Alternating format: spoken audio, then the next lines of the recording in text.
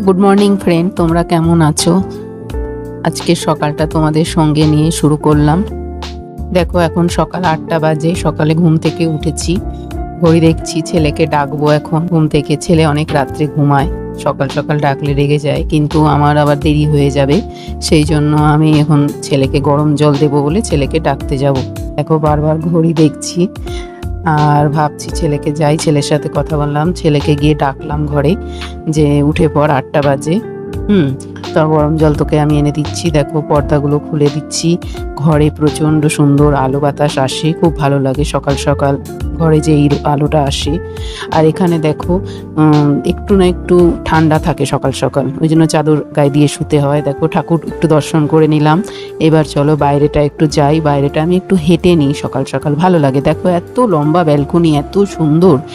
আমাদের ওখানে তো ব্যালকনিগুলো একদম ছোট্ট ছোট্ট জায়গায় থাকে না, দেখো এত সুন্দর একটা ব্যালকনি। আমি সকাল সকাল একটু বাইরেটা এসে একটু হেঁটে নিই, তারপর দেখো আবার ঘরে চলে যাচ্ছি।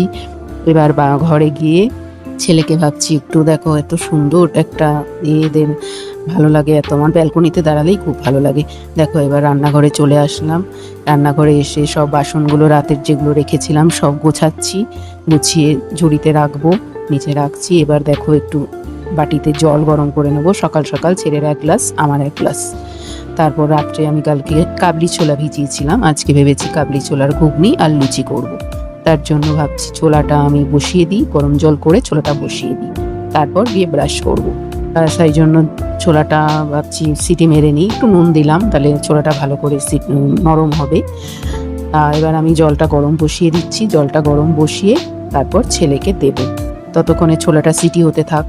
তারপরে আমি একটু ব্রাশ করে একটু নিজের একটু বসি, চুপচাপ ভাবি আজকে কিভাবে কি কাজ করব, দুপুরে কি রান্না করব, এইসব ভেবে নিই, তারপরে গিয়ে শুরু করি। তো এবার জলটা খেয়ে তারপর ব্রাশ করব, ব্রাশ করে তারপর আমি দেখো সিটি বসিয়ে দিলাম। এবার আমি জলটা নিয়ে যাচ্ছি, জলটা নিয়ে ছেলেকে দেবো। আজকে ছেলেকে জল নিয়ে দিতে গিয়েই খুব ছেলের সাথে ঝগড়া হয়েছে এডিটিং নিয়ে। ছেলে বলছে তুমি কি ভয়েস দিয়েছো, আমি এডিট করতে পারছি না, আমি রাত অবধি এডিট করেছি তাও হয়নি। তা আমার তো এটা সেকেন্ড ব্লগ, তো আমি ঠিক বুঝতে পারছি না কিভাবে এডিটিং করবো, অনেক বড় ভিডিও হয়ে গেছে। এবারে সেটাকে আমি ভয়েস অনেকটা করে দিয়েছি, কিন্তু এডিট ঠিক করে হচ্ছে না। দেখো আমি এবার ব্রাশ ট্রাশ করে রচা করে নিলাম, একটু জাগরি পাউডার দিয়েছি আর একটুখানি, বেশি চা পাতা দিই না, ওই দিয়ে এখন করে নিলাম। দেখো আমি মুড়ি আর বিস্কুট নিয়েছি আর ছেলেকে বিস্কুট দিয়ে এসছি ছেলেরটা। দেখো ততক্ষণে কাঁচরা চলে এসছে, গিলা কাঁচরা। এবার না দিলে আবার রেখে দিলে আবার পোকা হয়ে যায়। তো এই জন্য আমি গিলা কাঁচড়াটা দিতে গেলাম, আমার চাটা ঠান্ডা হয়ে গেল, চাটা এনজয় করতে পারলাম না আজকে। তা চাটা খেয়ে এবার রান্নাঘরে চলে এসেছি রান্নাটা করব বলে। তা ভাবছি এখন ছোলাটা বসিয়ে দিয়ে তারপর ময়দাটা মেখে তারপর লুচিটা করব। তো সেই জন্য এখন ছোলাটা বসানোর জন্য পেঁয়াজ কাটলাম, একটু পেঁয়াজ কাটলাম, আদা রসুন পেস্ট করা আছে। দেখো তেল শেষ হয়ে গেছিলো, তেলটা ঢেলে নিলাম, একটুখানি তেল ছিল, সেই তেলটা কড়াইয়ে দিয়ে বাকি পরে ঢেলে নিলাম।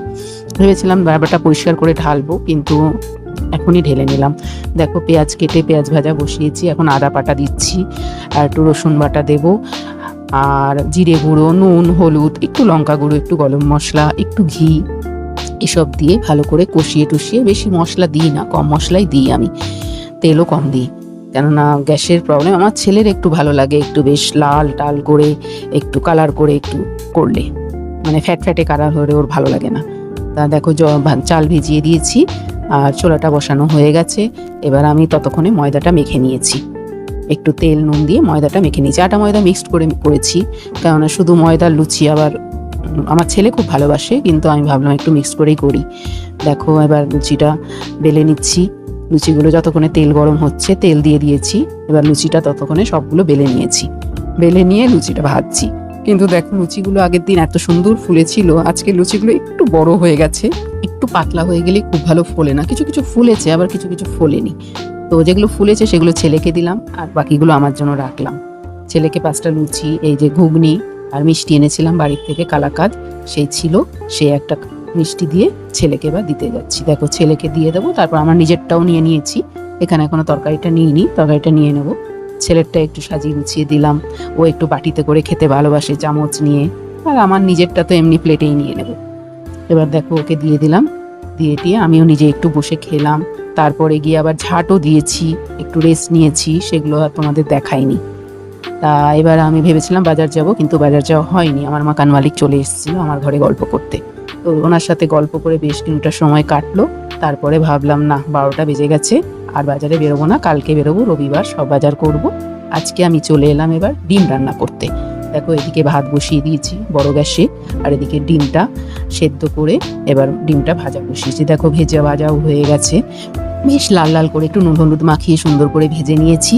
দেখো এবার পেঁয়াজ, আদা, রসুন, একটু জিরে গুঁড়ো, একটু সামান্য লঙ্কা গুঁড়ো, বেশি দিই না কালারের জন্য, একটু সামান্য, টমেটোটা নেই, টমেটো থাকলে টমেটো দিতাম।